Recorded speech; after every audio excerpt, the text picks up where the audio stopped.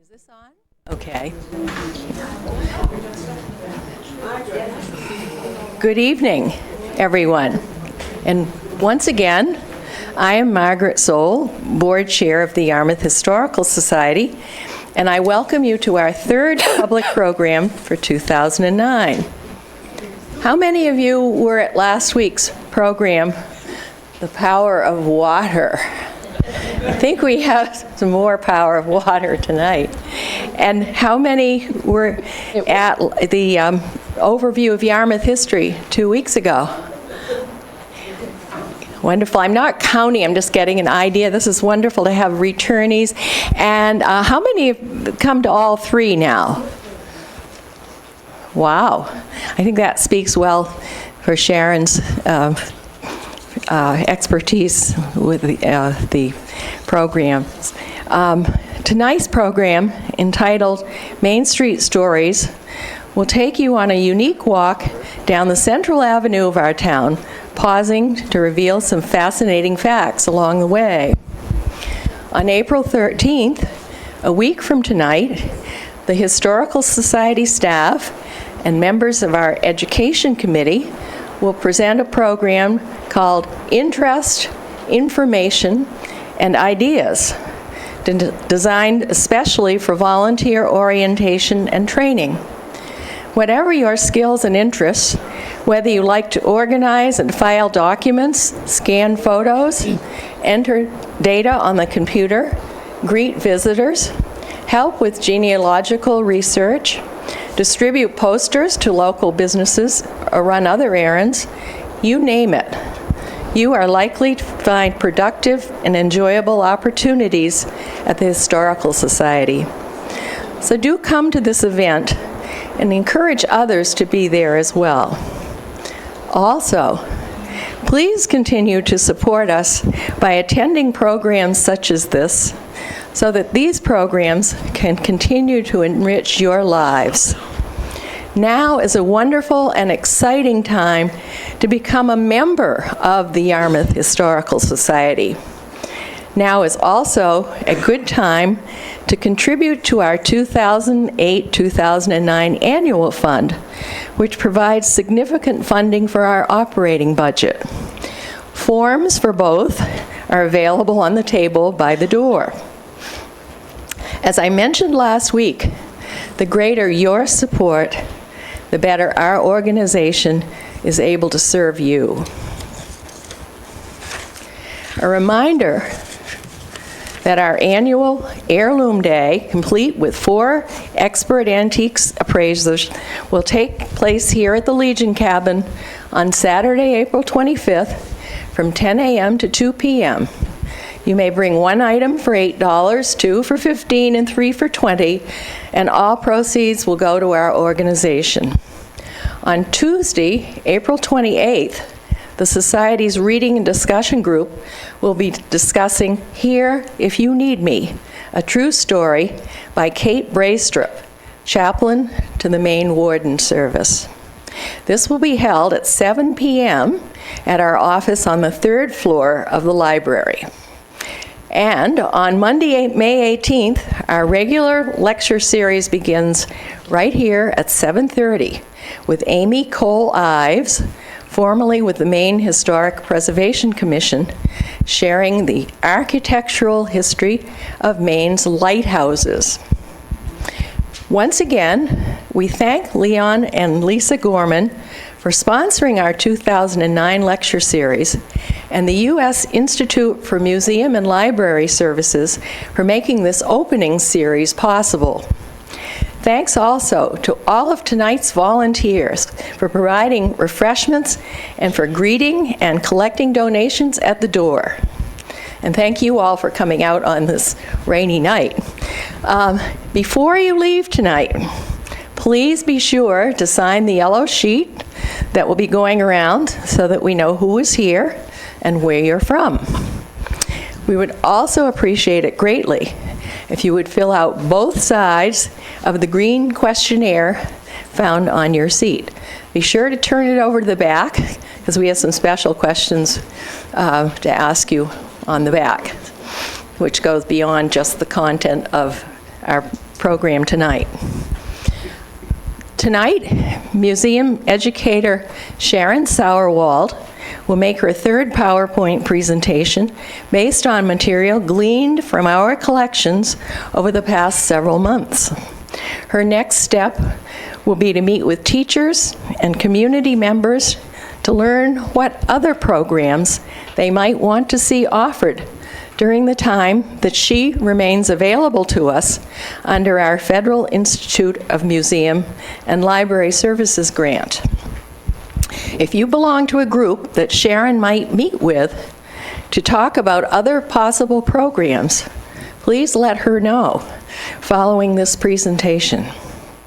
And now, we will reintroduce you to Sharon and let her begin.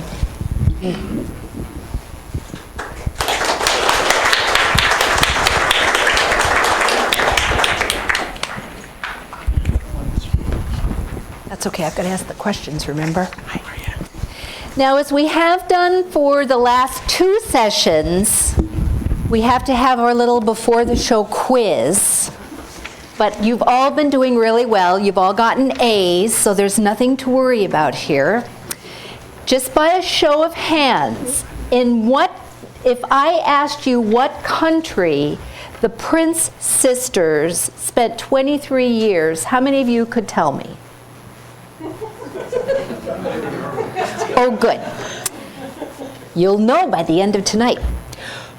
If I asked you who the debater against women's suffrage was in Yarmouth, how many of you could tell me who that was? They're my narrators for that part of the show. That's why they know. See, we stack the deck here, so it's not really fair. You just think she's brilliant. I know she's my daughter, but... How many of you know who John Brown Russwurm was? Oh, that's good. Link, very good. Okay, all that information will be covered tonight, and by the end of the evening, you're going to be able to put the answers in here, and all of you will get A's again, I'm sure. Yep. Now, the format of tonight's program is going to be a little bit different because we're going to look at what Main Street looks like now as well as what it looked like in the past. It's easy to travel down Main Street and forget that over the last 250 years, there have been many changes. Buildings have come and gone. Trees have grown and fallen. And people have arrived and left. In the next hour, we will take a trip down Main Street's memory lane, exploring some of these changes. As we tell the stories of the events and people here, we will be using material written in the past. Many of the words and sentence structures, while sounding normal then, will sound different to us today. And the dates on the older photographs are often a best guess based on current research. So if you can correct us on some of these dates, we would really like that. We'll begin our journey in Falls Village, the half of today's Yarmouth near the harbor. As you can see from these images, Hose 2 Firehouse is still there. That's that little house right there where the road divides. The Yarmouth Fire Department, comprising 2 companies of 20 men each, was formed in 1898. The building for Hose Company 2 was built the following year at the fork of Main Street and what is now Marina Road. Its counterpart on Center Street was built in 1904. Both buildings provided space for the fire equipment on the first floor and a meeting hall on the second. Hose number 1 on Center Street is still there. On a steamy August day in 1896, firemen participated in a parade and muster to celebrate Yarmouth's new water system. After a 3-mile parade, fire companies from as far away as Waterville competed with hose reels and hand tubs. In a newspaper article from the Daily Eastern Argus, published on August 13, 1896, the event was described like this. Early in the morning, the crowds began to gather from the neighboring towns, and by 10 o'clock, the streets were lined with spectators to see the greatest parade ever experienced in the history of the town. Yarmouth's Clam Festival is carrying on the tradition of these early musters and parades. The fire company was kept busy by the community's many buildings that burned over the years. In 1920, the trolley barn, located in Brickyard Hollow, burned, and that's what it looked like before the fire. Behind it would have been the area where the grammar school and high school were eventually built and where Town Hall is now. And this is Main Street. So we're looking at it from the side of the road where the library is. And then this is after the fire, the next day after the fire. And that was such a great fire shot. The building was replaced by a brick structure. This is the center of Lower Falls Village today, on one of the few sunny days that we've had in the last couple of weeks. For many years, the two villages were separated by Brickyard Hollow, where Town Hall and the library are now. The hollow was deep before it was filled in with ash from the Forest Paper Company, and flooded frequently, creating a natural barrier between the two communities. A feeling of belonging to one community or another lasted for a long time. And now we look back 134 years to Falls Village in 1875. The first building on the left, this one, which is today's Snip and Clip, was a store owned by Thomas Chase in 1820. Between 1895 and 1929, L.A. Dowdy and Company sold a variety of household goods at this location. Hardware and bicycles were among Dowdy's most popular items. Building 2 in the picture, which is this building, but actually there's at least one or two houses back here that didn't show, but I'm going to talk about this one. At 160 Main Street, was owned by Ammi Storer in 1850. Mr. Storer was a representative to the Maine legislature at this time. Building 3, this white one, was owned by Jacob G. Loring. Mr. Loring was the postmaster for Old North Yarmouth in 1842 and voted as a selectman in 1849 for Yarmouth when it split from North Yarmouth. In 1894, W.W. Marr operated a boot and shoe store in what is now Goff's Hardware. Early in the 1970s, Butch Goff and his father bought M.L. Barber's, the current business at the time, and changed the name to Goff's Hardware, which still sold shoes and women's clothing. And you can see the trolley tracks here on Main Street, and the First Parish Church steeple back there, which is still there now in this photo.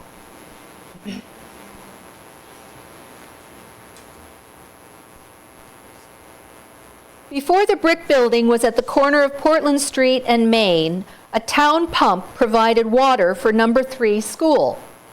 Later, William Rowe, famous author of Yarmouth history and namesake of Rowe School, had a pharmacy here. You can see the spire of the church behind.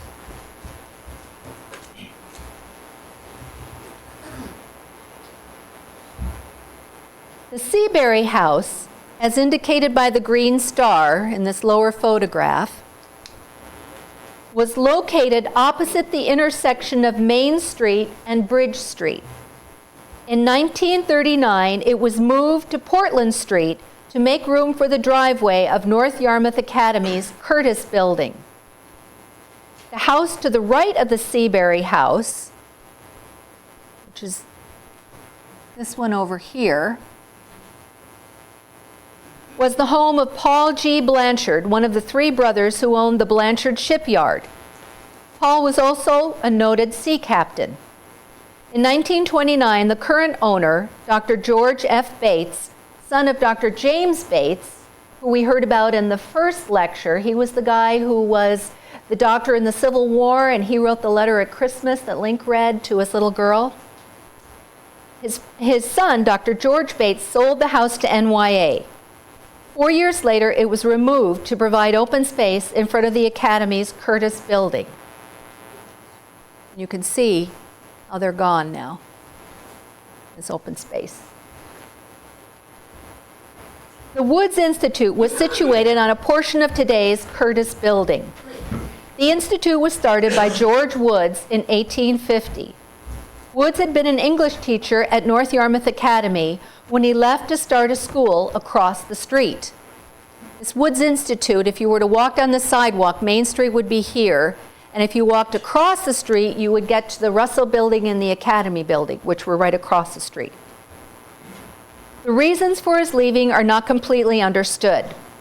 According to William Rowe in his book Ancient North Yarmouth and Yarmouth, Maine, it may have been due to a reorganization in the Academy, or a schism in the church Woods attended, or disagreement over the abolition of slavery.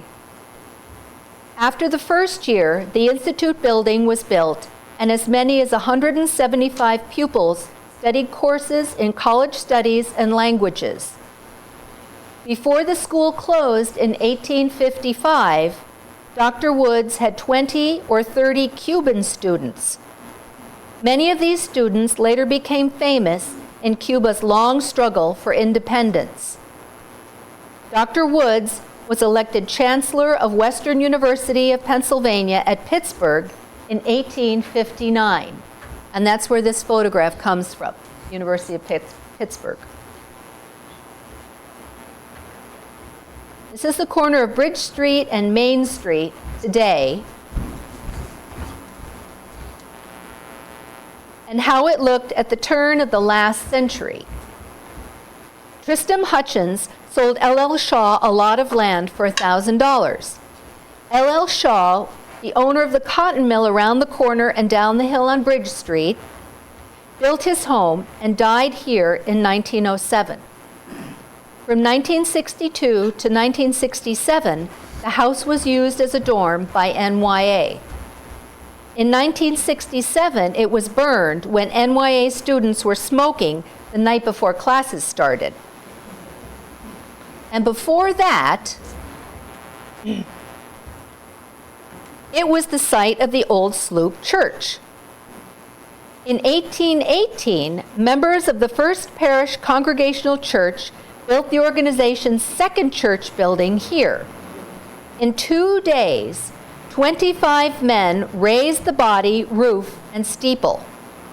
The first church had been the old meeting house under the ledge, down on near Gilman Road, near the Stickney's house. In 1868, the congregation built the church across the street using this building for public meetings until it was torn down in 1878. This is the third church for the Congregationalists who started in the old meeting house under the ledge. It was built in 1867 to 68. Its bell is recast from the bell that was in the second church, the old Sloop Church across the street. The house that was on this site was moved to make way for the construction. The Hawes House was once on Main Street. William Hawes was one of the owners in the paper mill on the Second Falls. That was before the cotton mill. It was to this house that the former Susan Blanchard Russworm brought her family when she married William after her husband John Russworm's death. He had a farm on Back Cove, and he had originally was from Virginia. He lived in Jamaica for a while and then moved from there to Back Cove, and it was after his death that his wife moved to North Yarmouth. John had a son by his Jamaican slave, which he had brought to Maine in 1812. John B. Russworm was raised by Susan after her husband's death in 1815. John Brown Russwurm was the first black student to attend Bowdoin College, graduating in 1826. In 1827, while in New York City, Russwurm, along with Samuel E. Cornish, published one of the first black weeklies called Freedom's Journal. Soon after, he left for Baltimore, where he worked for the American Colonization Society. It was through this association that Russwurm learned of colonization efforts in Liberia. In 1829, he went to Africa to become superintendent of public schools. In 1836, he became governor of the Cape Palmas district in Liberia and remained in that post until his death in 1851. Liberia is that little red thing right down there. Key Bank as we see it today. And 50 years ago, the building in the center was the post office, and the building on the left was a movie theater from 1914 to 1956, which in its later years showed 4 films each week for 35 cents a show. We got some pros here. It was built as the Knights of Pythias Hall. The Knights of Pythias is an international secret society, which still exists today, that was formed in 1864 and based on the principles of loyalty, honor, and friendship, as characterized in the Greek story of Damon and Pythias. This is the degree team of the West Custigo Lodge, number 33, of the Yarmouth Knights of Pythias, with their mascot, Billy the Goat. The Knights began in 1883 and met in the Masonic Hall across the street on Main Street until it outgrew that space and had to build its own building in 1904. An auxiliary to the lodge, the Glen Royal Temple number 35, Pythian Sisters, was formed in 1903. A soldier's memorial was erected on Memorial Green in front of the high school on the left and the grammar school on the right in 1922. The plaque on the front of the bandstand was inscribed, "Dedicated to the memory of our soldiers and sailors, Revolutionary War 1775 to 1783, War of 1812 to 1814, Civil War 1861 to 65, Spanish War 1898 to 1898, World War 1917 to 1919, erected AD 1922. The high school, built in 1900, and the grammar school, built in 1890, were torn down in 1975 to make way for the town hall. Because the memorial wasn't well maintained, it was torn down in 1952, and the current granite memorial, which you can still see there today, was erected in 1953.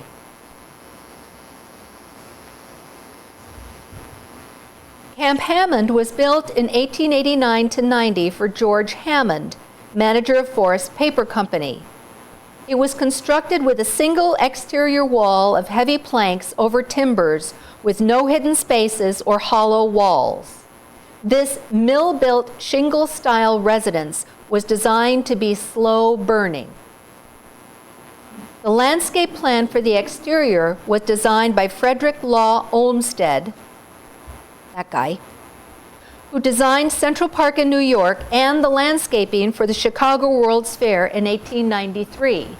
And if you read The Devil in the White City, they talk a lot about Olmsted and all the problems he had in doing the landscape for the Chicago World's Fair. It's a very interesting book. Mr. Hammond used ship carpenters to help build the post and timber structure. Their experience in driving a butt or a joint to its proper place made for exceptional construction. In later years, the Gale family owned the house. And I have it from a reliable source that the Gale son and his friend used to fly paper airplanes from the balconies into the large chandelier. When the parents were going to entertain, the gardener would have to come in with a large ladder to remove the aircraft.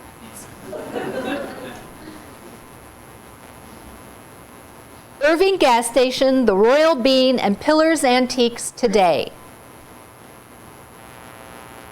And about 100 years ago. Main Street had a hotel next to the Grand Trunk Railroad line.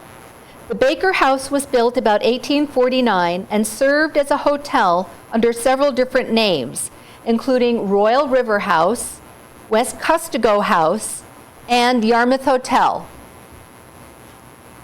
It was destroyed by fire in 1928, and it was a really big place. The railroad tracks would be right over here, and then Main Street is right here. And in this photo, it's kind of hard to tell if there are trolley tracks there or not, but there probably are. This is Village Green today. You can still see Dr. Charles Garreau's house, this one over here, across the street. The Garreau house was designed, I think it's Garreau. The Garreau house was designed by Francis Fawcett in 1879 to 80. Dr. Garreau was a dentist in town who also owned racehorses. In 1910, Yarmouth's new Board of Trade began work on the town's first park. At the time, the land between the Grand Trunk Station and Main Street was a frog pond or dump strewn with cans and broken bottles. Local landscape architect Carl Rust Parker's design for the park included a bubble fountain, a number of park settees, electric lights, and a variety of shrubs. Carl Rust Parker, married to a Yarmouth lady, had worked for Frederick Law Olmsted. This project launched the Village Improvement Society. And you can see the Garreau house, and you can also see a trolley back here going up Main Street.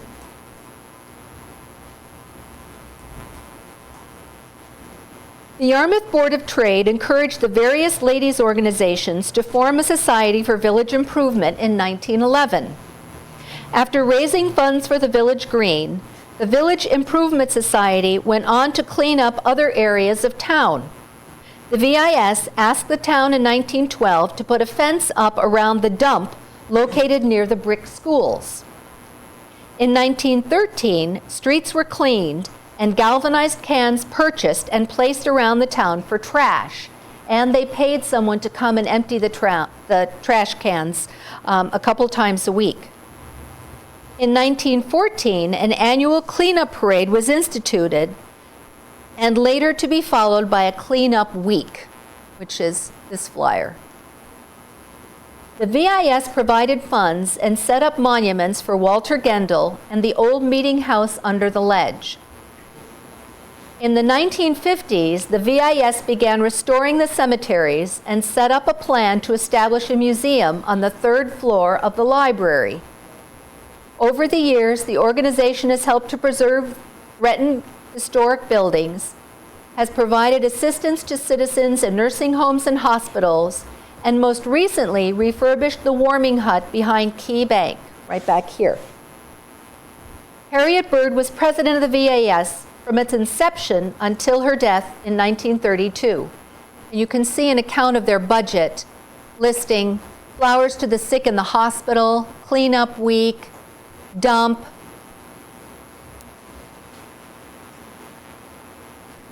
Not only was Mrs. Bird president of the VIS, but she was elected as president of the Maine Association Opposed to Suffrage for Women in 1918. Since 1914, Harriet had spoken and debated against the women's right to vote in the Yarmouth Grange, men and women's clubs, and hearings at the state capitol. Women, according to Bird, had physical characteristics that made them too impatient and excitable to participate in politics. Here is part of a speech she made in November 1914. The narrator is Barbara Parkhurst, who happens to be treasurer of the VIS. I believe that the solution of the big problems today lies to a large degree in the home.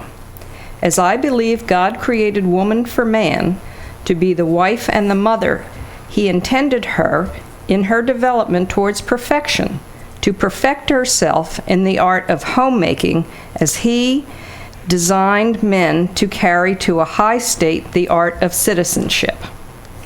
It is a prevalent idea that the important thing is outside the home.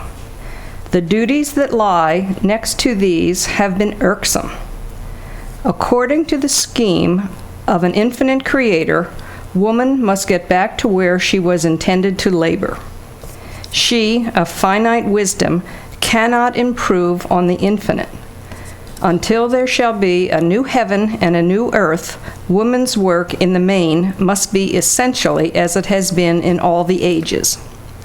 Let her put into the heart, brain, force, and energy that she would contribute to men's work. If we are at the firing line of the most thrilling engagement in the war for freedom, which began in the caves and will end only with mankind, what will follow woman's enfranchisement? When will cease this restlessness, this so-called dynamic force, this firing among women? If the warfare is ever and eternally going on, let it be among the portion of the human race destined and created for conflict. Suffrage leads to feminism, and feminism destroys the home. Suffrage is a principle of the new democracy which borders on socialism and communism. Socialism and communism lead to anarchy. Whom the gods destroy, they too first make mad. May the deities that guard our hearthstone avert any such calamity in Maine, at least as to the triumph of the suffrage cause.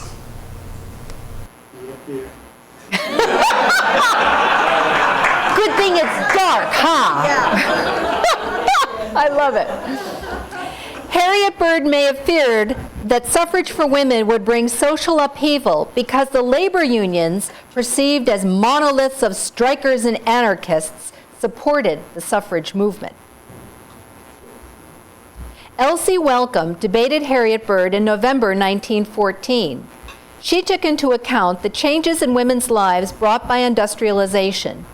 And Elsie is the young lady who died of influenza when it hit Yarmouth in 1918. Our narrator is Meredith Lindsay. Granting the ballot to women does not mean that they will no longer be treated with the gentleness, courtesy, and respect due their sex. They are not rushing into man's work. They have no desire to become like man in any way, shape, or manner. Man's work will still be separate and distinct from that of woman, but they will work in common for the government, which affects them both alike. The home will, as it always has been, be the center of women's interest. Man will still devote his principal energy to his profession, whatever it may be. But both together will strive for the best in the laws which mean the protection of the home and the betterment of conditions in the community, state, and nation. And that the application of modern invention to home industries will only aid women to diffuse their interests in the outer world where they are so much needed, and to perform their duties as man's comrade and co-worker. With him to war against vice and bring about an era of right living. Didn't she do a good job?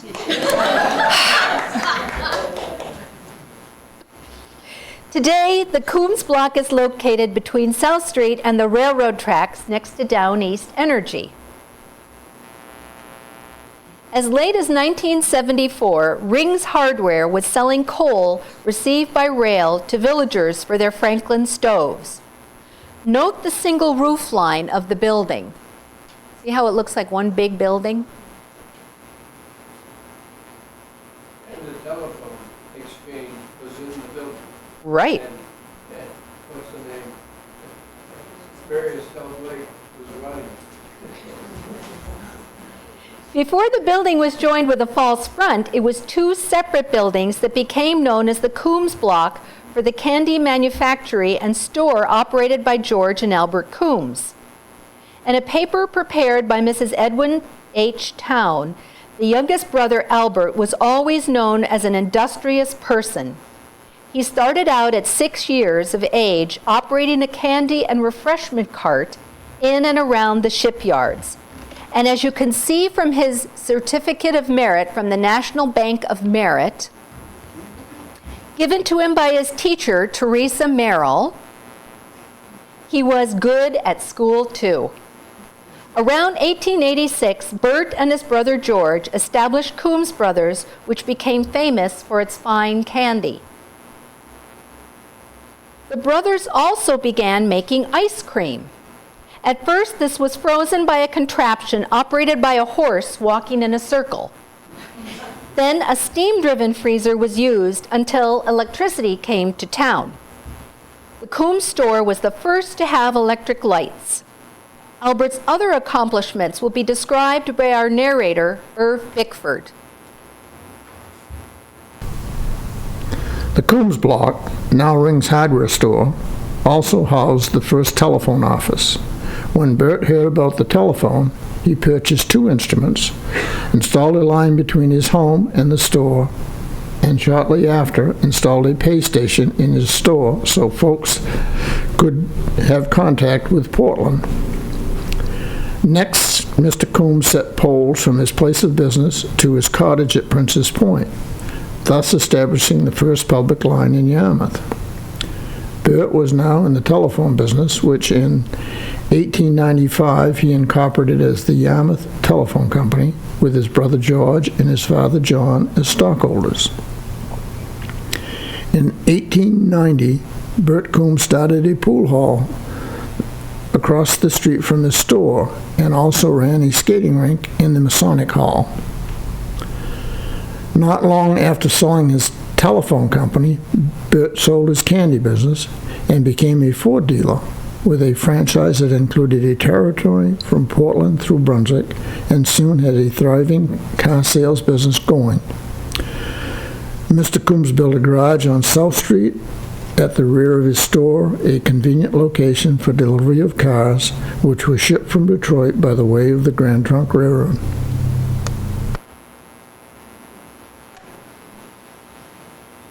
Today's Catholic Church was built of local granite in 1923. The rectory next door was purchased in 1911, and the carriage house, which you can see here, was used as a church until it burned in 1913. The Daniel Wallace House was built about 1810. For many years, it was the home of Captain Cushing Prince, Jr., who served in the War of 1812. Captain Prince's daughters, Mary and Isabella Prince, were both school teachers. As sea captain's daughters, the girls were able to travel the world with their parents. The sisters noted that they climbed Mount Vesuvius on a trip to Italy. Mary Prince taught school in the South, and at the beginning of the Civil War returned north with several of her pupils. She began teaching at NYA in 1872.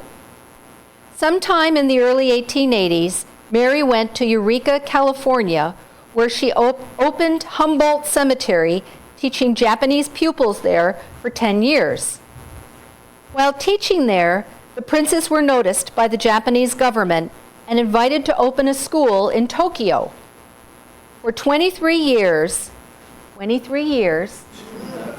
the sisters operated the Koto Jojako School for Domestic Science for Japanese women and girls. Their pupils were daughters and wives of the nobility and high-ranking officials. While in Japan, Isabella penned a letter to her friend, Mrs. Marsh, who was living in San Francisco. The narrator is Sally Lunt. Koto Jojaka, Hitatsu Bashi Kanda, Tokyo, December 28th. Dear Mrs. Marsh, this steamer mail, I can only take time to say to you that we are sure you would enjoy yourself in Japan, and that we should be very glad to see you here. By the next mail, I will write you at more length in regard to the questions you asked about climate, etc. Today sees us at the close of autumn session of our school. Tomorrow, 21st, will we have our closing exercises. January 11th, we commence the spring session, which terminates the last of March. If you take the China, a splendid new steamer which leaves early in March, you will reach here in time to enjoy a short vacation with us and attend our graduation ceremonies. Then you will be here during the spring months and will, I hope, remain during the summer and go to the mountains with us. I will certainly write by the next mail. Meanwhile, accept our best love and kind wishes from both your old friends, with the added wish that you may decide to come here in the spring. I remain yours very truly, Isabella G. Prince. In another letter that the Historical Society owns, unfortunately, Mrs. Marsh did not go out for this great vacation. Before leaving Japan, the sisters were received by Japan's Empress, who thanked them for their great service to the country. Just before they sailed for home in 1909, the Tokyo Press published the following. There are two ladies returning to their homeland who have unquestionably done more for Japanese womanhood than any who have lived in this country. And to them it must be the greatest pleasure to know that while they have not only done their duty, their efforts have been fully appreciated. The brick block was built in 1862 by Samuel Fogg and Ansel Loring. Loring, who owned grist mills on both the 3rd and 4th Falls, originally lived above the store. The store on the left was operated by W.H. Marston from 1859 to 1964.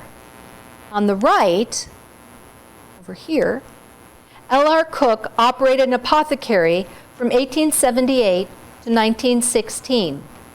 The store carried choice assortments of fine drugs and chemicals, medicines, tinctures, and extracts. It also carried hardware, paint, wallpaper, window shades, stationery, and toiletries. You got it all there. The elm tree in the foreground was known as the Liberty Tree because, according to stories handed down in the Gooch family, it was set out in 1775 to commemorate the Declaration of Independence. The elm tree was used as a place to post public notices as early as 1817. You can see the board there, and it was used until it was cut down. One of the Gooch children thought it was called the Liberty Tree because people took the liberty of putting all sorts of notices of interest to other people in town on it. Another story is of a cinnamon bear that was brought to town for an exhibition. When someone wanted to see the bear climb a tree, the Liberty Tree was selected as the one large and strong enough for the bear to climb. It succumbed to Dutch elm disease in the 1970s and was cut down. The water trough, right here, probably installed when Yarmouth's new water system was installed in 1895, was one of 3 along Main Street. One is still located at Main and Center Streets, and the third was at Main and Portland Streets. That trough is now in the garden at the Merrill Library. The troughs were designed to serve people, livestock, and perhaps dogs, as seen in this little bottom basin. A reliable source, to be unnamed, tells the story of his mother driving a sleigh pulled by their horse Bobby down Main Street. When the horse tried to stop for a drink, the mother pulled him away. Bobby proceeded to kick the sleigh. When the mother returned home, her husband informed her that it was Bobby's habit to stop at each trough on Main Street, whether the water was frozen or not. Yarmouthville, or the corner as seen today, and in 1935, circa 1935, it had many elm trees adorning the street. A sad loss.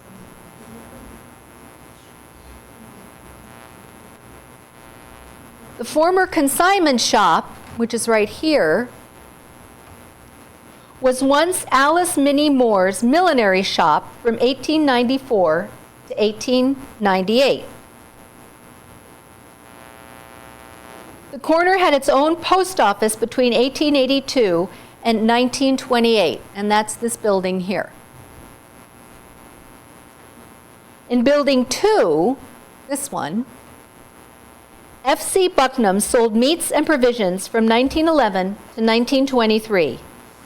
E.R. Smith operated a grocery in Building Number 3 from 1901 to 1943.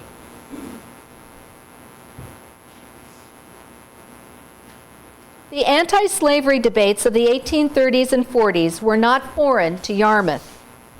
In Maine, many of the abolitionists were clergy who tried to enlist the churches in the struggle against slavery by attempting to arouse righteous indignation against the slaveholder and Christian sympathy for the slave. But the churches were divided. The Congregationalists had churches in the north and south, which kept the Maine churches from declaring as a group against slavery. The Baptists, on the other hand, began to oppose slavery by 1839, and by 1841, nearly all of the Baptist ministers in Maine favored abolitionism. In 1834, Old North Yarmouth abolitionists met in the Meeting House on the Hill and formed an anti-slavery society. Its membership included 152 men and women of the town. And remember that when we talked about George Woods, one of the possible reasons that he had a split with the North Yarmouth Academy might have been over this abolition issue, because a lot of the trustees for the academy were Congregationalists. Zadok Humphrey, deacon of the Baptist Church, was elected president of the society. Its purpose was the extinction of slavery by moral and religious means and no other. There were a group of Yarmouth citizens who believed in moral abolition, but not political abolition. Moral abolition was based on the injustice of the destruction of a slave's relationship with God. And political abolition was using your votes to elect representatives who would legally abolish slavery. Many Yarmouth ship owners and captains carried cotton and had other business dealings with southern states, and so found it difficult to support political abolition. In a letter from Yarmouth attorney Barnabas Freeman to his sister written on April 17, 1844, we can see that active debate over this issue was very emotional. The Asa Cummings mentioned in the letter was the reverend for the Old Sloop Church from 1821 to 1829. Our narrator is Bob Wood.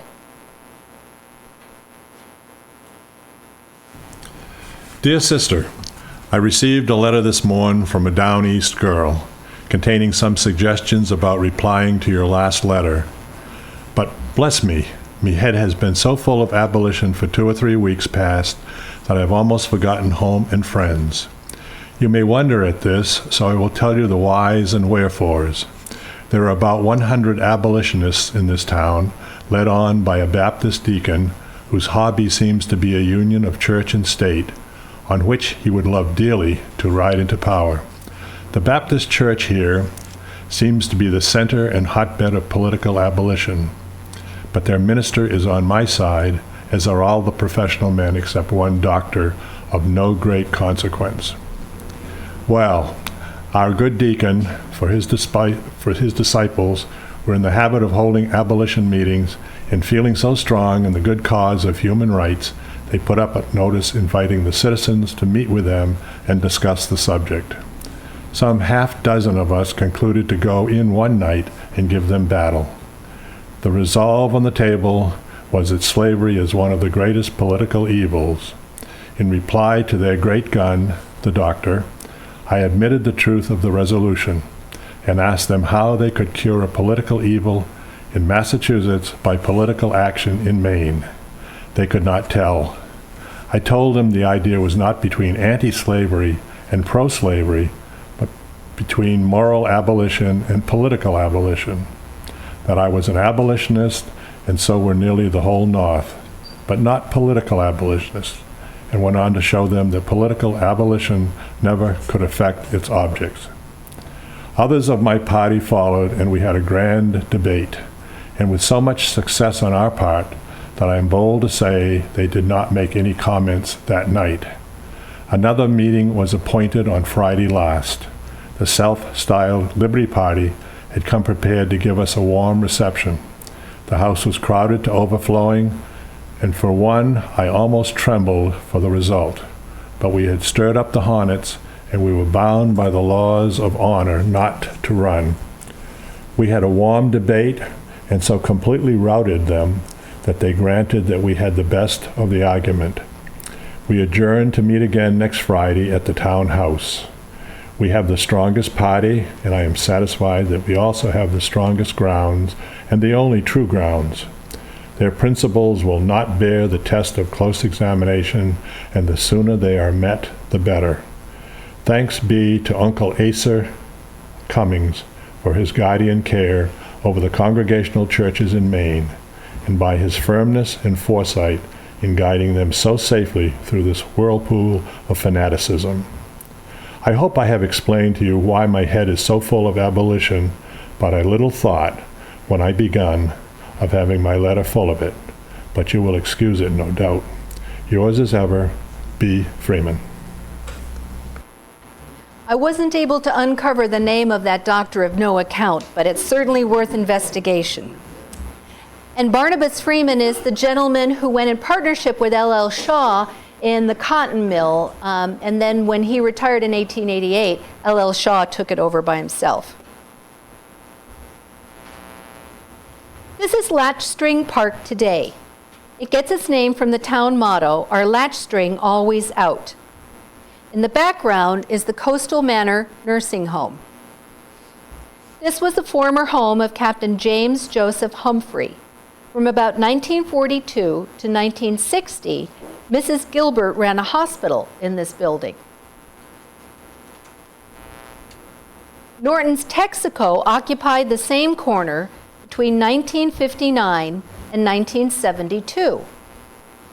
And earlier, the Dunn House was once Jeremiah Mitchell's Tavern, sometimes known as Temperance Tavern. The tavern was a stage stop until the railroad replaced the stage. Within a few years, the tavern had become a private home. It was torn down in 1957. In the large building next to Handy Andy's, Proctor Brothers sold men's clothing from 1896 to the 1960s. Next door, George, and later Hannah Joy's variety store operated from 1891 to 1938. Before Handy Andy's, a hardware store stood on the corner of Maine and East Elm Street from 1906 to 1935, and that's in this space out over here. And even earlier, Foster Pottery, built around 1840, used clay obtained from Brickyard Hollow. When the foundation for Handy Andy's was dug, bits of pottery and an old kiln were found. Next door, Freeland Knight and later Lester and Orland Blake ran a bakery which was purchased by Leland Anderson in 1935 to start Andy's Handy Store. The hardware store was torn down in the early 1940s for an addition to Handy Andy's. The old town hall, this building here, was built in 1833. Prior to 1833, town meetings were held in one of three churches in town: the Congregational Meeting House under the ledge, the Baptist Meeting House on the hill, and the Western Congregational Meeting House at Walnut Hill. Because remember, we were Old North Yarmouth and we were all one happy family. The meeting to vote on the split of Old North Yarmouth into two towns was held here in 1849. The town hall continued in use until 1910, when the Baptist Meeting House was given to the town through the estate of George Hammond. This building, was sold at auction in 1910. To the right of the last schoolhouse was the dump. So that would have been down here, this space right here.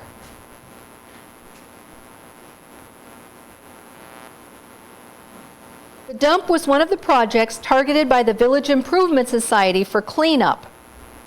Located next to the brick schools, it was too great a temptation to school children, as noted by the sign. Children, keep off the dump. And look at the great fence they put up. That really kept them out. Today, the dump is gone, thank heavens, and the old ledge school, owned by the Historical Society, sits on the site. The old school, believed to be built in 1738, was moved from its original site at the corner of Gilman Road and Prince's Point Road to a spot under the ledge when a new school was built in 1891. And this is the school after it was relocated. And we have a great picture of teams of horses and oxen dragging this building across the frozen ground to get it to this space. Right.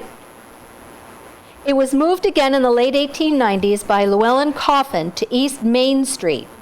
Mr. Coffin used the building as a shop to build carriages until his death in 1928.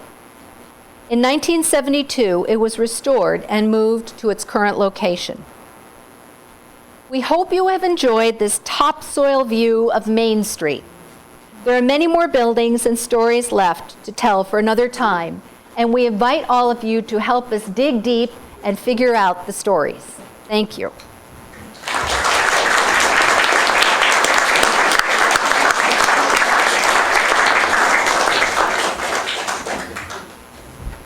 You have the microphone? Back there, okay. We have a microphone, so if you have a question, so that those of us that are hard of hearing and those of us that aren't or won't admit that we are can all hear the questions and the answers. Any questions? Marilyn has all the answers, so it's okay. You can ask them.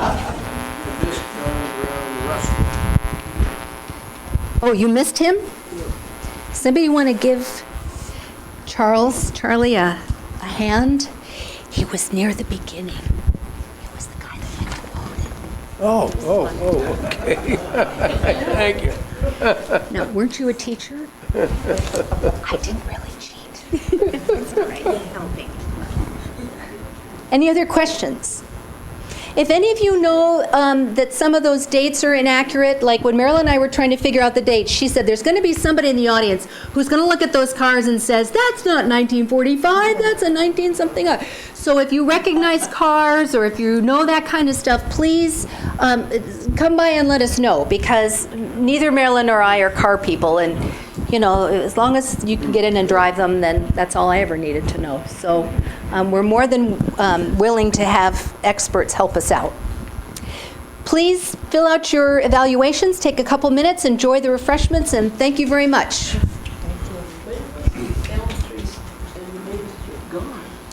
Because when I arrived In the here, it 70s. was still there. Yeah, most of the trees left in the 70s, the elms, when all the big Dutch elm 1963, disease. It was still very nice. And Herbie, that's out on Route 88, its days are numbered too. If you've looked at it, there's a big chunk of it that's already gone. If you look at even a few years ago, it went like this, and now it goes like this because big chunk of it is missing. So its days are probably numbered as well, which is very sad.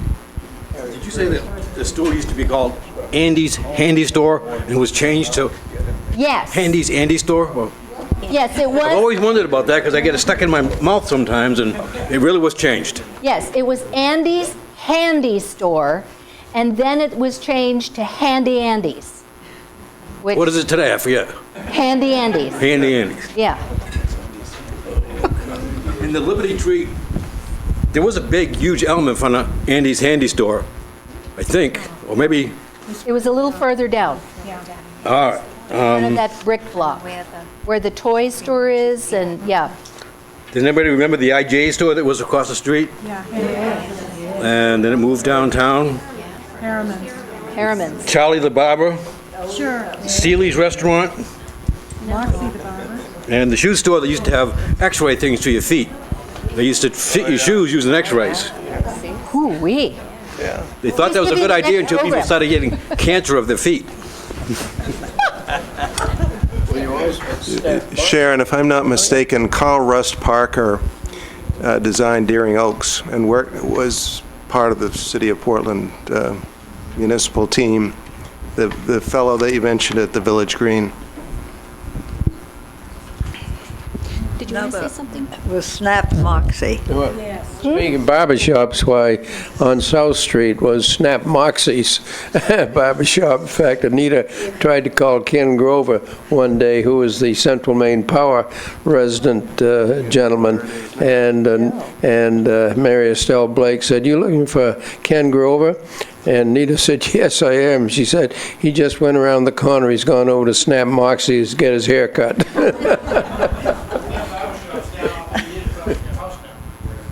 What's that? Yeah. Yeah. It's Yeah. Hold on, Kurt. See if I reach. Not a question, but Tom Payson's hardware store used to operate underneath the movie theater. You used to enter it from the side of the parking lot by where Key Bank is now.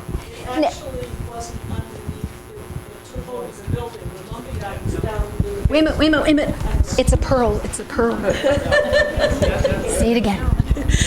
The lumber yard and all the building materials were actually down in the basement, but the store was, let's see, it was 1954? First floor, yeah, the store was on the first floor, and upstairs, I don't remember what was up there. Remnants of the Knights of Pythias. Yeah, remnants of the Knights of Pythias. But before that,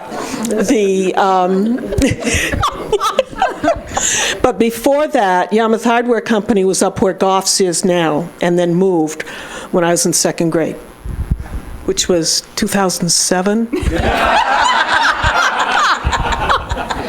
I'm sure. Oh, I just wanted to share something else. I remember at Seeley's Restaurant, I don't remember, I guess it's Mrs. Seeley. She was short and wore a white thing all the time and a ribbon in her hair. And her husband was very, very quiet. He was like 6'4", and he had a bald head. And they had a son named George Anderson who lived in Pownell, and he leased my father's garage, Glance Garage, for about 5 years in the 60s. Just some details. Yeah, the plaque that was on the war memorial is downstairs in this building. And the Giroux house on the second floor, was the jail. When? Well, all I know about that is that one day I'm having lunch at Romy's restaurant down here, and these two elderly ladies came in and with a picture of a house, and they wanted to know where it was. And so I said, "I know where the house is." So I said, "You let me finish my lunch, I'll go up and show you where it is." So I finished my lunch and I went out and sat in the back seat of the car, and they introduced themselves, and they introduced mine and myself, and she said, "You're my cousin." And she had lived there when she was 8 years old. She came down and lived in the third floor for a summer, and Mr. Giroux was her uncle, I guess. Wow. Which house is it? It's the one on top of the hill. Across from the Across village from green, kind of No, at an angle. across from the lumberyard. Yeah. As you're going into Intimate, it's right there on the left. Oh, that yellow one? Yeah. Will it go? Let's see. We'll try not to hit people in the head here. Sorry. Yes, the Foster pottery, I'm descended from Nathaniel Foster. He was a great-great-great-grandfather. And when Gary Ricker owned Handy Andy's, he found the potter's wheel, and he has it in his garden on Anderson Street now. It's I saw it for the first time last year. Wow. So that's quite a find.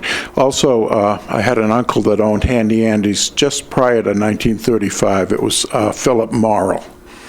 Wow. And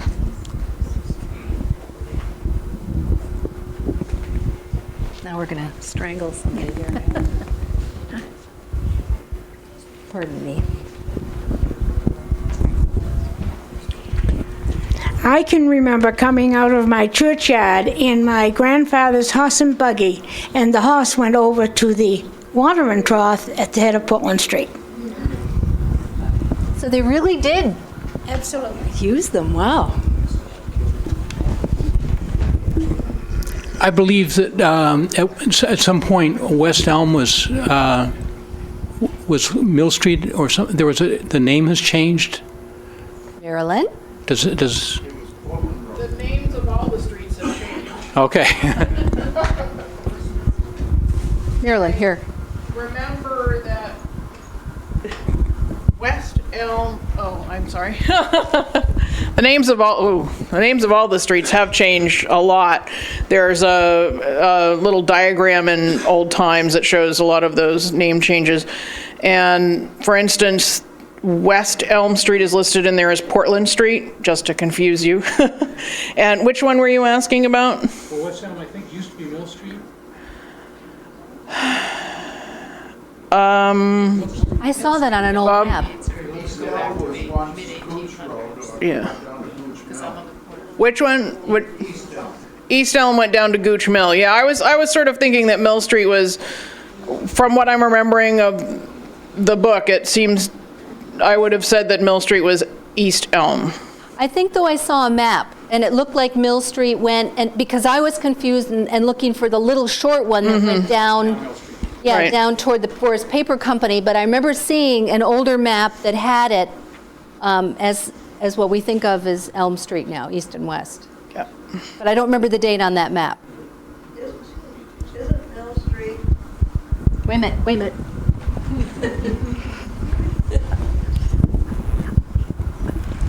I was always told, and we had a lady that helped me with my children and tried to teach me how to sew, and her father had worked for us around the place, Mr. Bracey.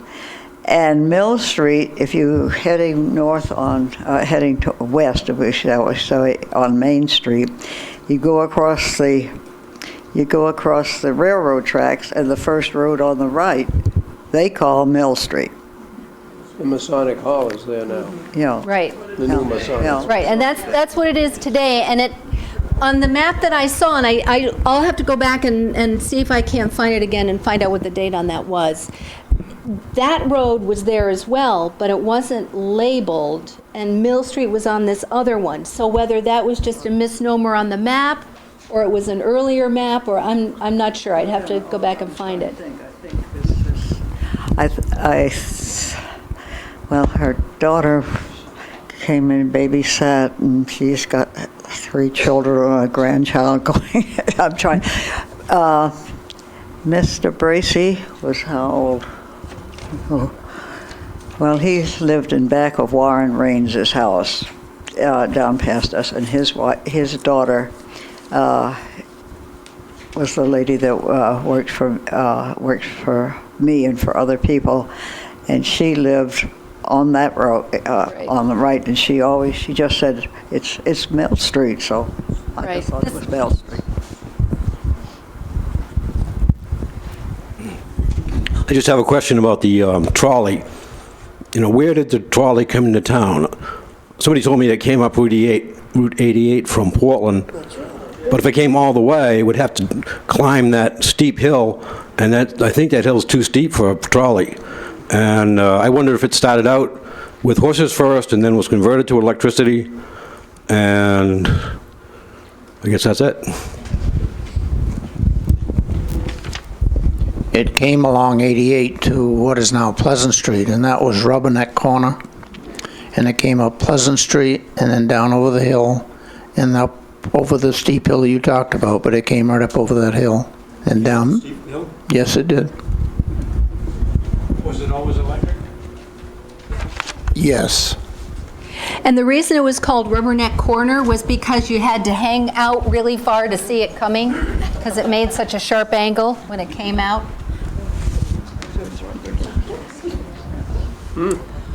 Well, thank you again, and please enjoy the refreshments, and we hope to see you next week at our volunteer program.